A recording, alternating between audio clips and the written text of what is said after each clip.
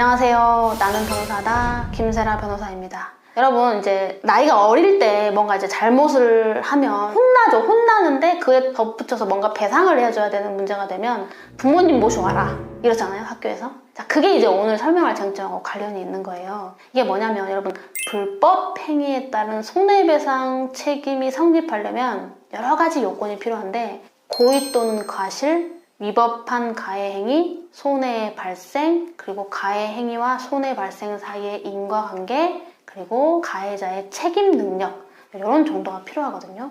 여기서 말하는 책임 능력이라는 게 뭐냐면 책임을 변식할 수 있는 능력.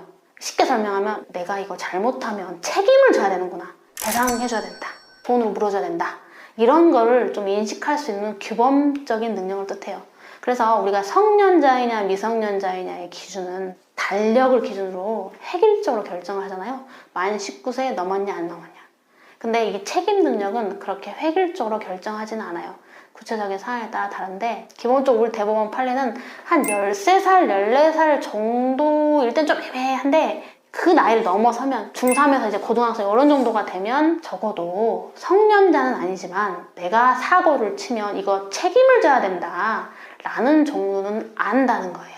그래서 13살, 14살일 때는 판례가 그 가해자의 책임 능력을 긍정하거나 부정하는 사례가 여러 개 혼재돼 있어요. 일률적이진 않은데 15살 넘어가면 웬만하면 좀 인정되는, 일률적이진 않습니다. 대체적인 기준이에요. 12살짜리가 크게 사고를 쳐서 피해자가 생겼고 그 피해자가 엄청나게 큰 손해를 입었어요. 크게 다쳐서 몇억 원의 치료비가 들어요. 그럼 그 피해자는 어쨌든 가해행위를 한 사람한테 배상을 받아야 될 거 아니에요? 근데 이 직접 가해행위를 한 그 12살짜리는 책임 능력이 없기 때문에 어차피 그 사람한테는 청구를 못해요. 불법행위에 따른 손해배상 청구가 성립 요건이 없잖아요. 그래서 나오는 게 부모님 모셔라, 그 아이를 감독할 의무가 있는 사람, 또는 그 감독 의무자를 대리하여 대리감독하는 사람, 보통은 학교 선생님, 담임선생님이나 교장선생님, 그분들한테 청구를 할 수 있다. 요게 이제 민법 제755조에 나오는데 감독자 책임이라는 거예요. 근데 여러분, 자, 요즘 보면 무섭죠? 저는 학생들이 무서워요. 한 번씩 가정법원 소년보 재판 때문에 가면 온몸에 문신을 한 청소년들이 우르르 몰려왔는데 무서워서 한쪽으로 제가 숨어요.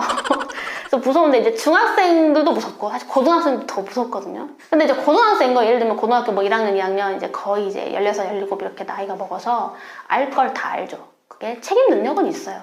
근데 그 아이가 예를 들면은 술 먹고 아니면 뭐 뽕도 마시고 오토바이 타다가 사람 죽여놓은 거예요. 그러면 법적으로는 그 아이가 책임 능력이 있기 때문에 걔한테, 그 17살짜리한테 손해배상 청구를 해야 되는데 걔가 돈이 있겠어요, 없겠어요?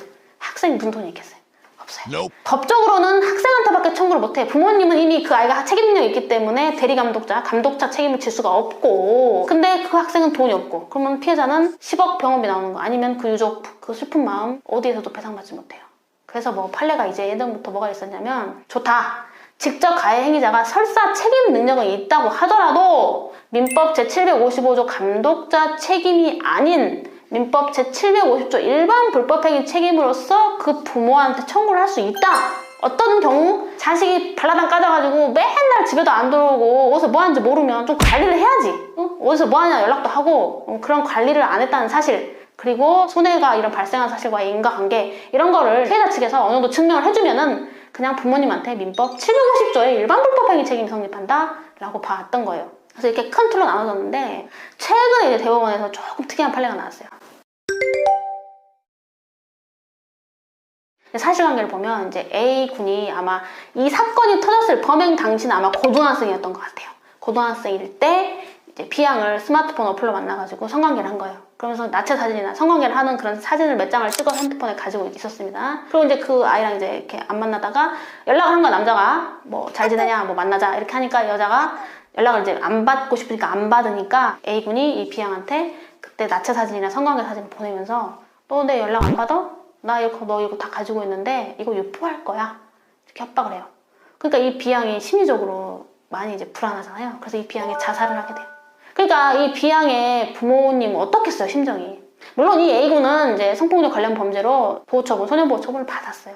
근데 이제 이 B양의 부모님이 A군 본인, 그 부모, 엄마, 아빠 다 살아계셨으니까 그렇게 다 상대로 해서 손해배상 청구를 했어요.